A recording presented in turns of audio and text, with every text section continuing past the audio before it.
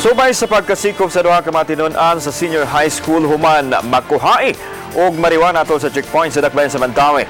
Ang DepEd Lapu-Lapu naglaraw nga makigtagbo sa matagduma sa mga pibadong tunghaan. Si Ruan Merondina sa follow-up report.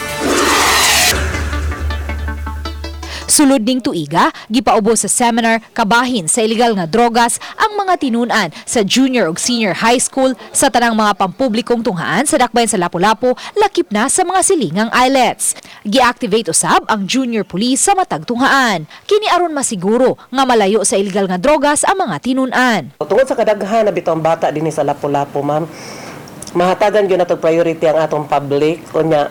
Pero every time nga doon natay let us say invitation from the private schools nga magpakandak pod sila og the same seminars nga atong gihatag sa public, wa po ta magkuwang nila at asa gyud silang hatagan. Apan gikasubo ni Dr. Evelyn Gala, Chief Education Supervisor sa DepEd Lapu-Lapu, nga usa sa mga tinunang nasikop atol sa checkpoint sa Mandawi City Police kaganihang kadlawon tinunan sa usa ka pribadong tunghaan sa Dakbayan sa Lapu-Lapu. Subay niini, naglaraw si Dr. Gala nga makigtagbo sa mga tagduma sa pribadong tunghaan aron usab makapahigayon og mga symposium kabahin sa illegal nga drogas. Ato ginapangutan-on, ma'am. Ato na silang pangutan-on kay ang private baya is part of DepEd sa Lapu-Lapu. Unya, knowing nga na-appeal di ay nang so ato yun na silang pangutan-on kung unsay nahitabo nga nung naingon ana. Uban ni Rinanti Quiñones, Luan Merondina, Balitang Besda.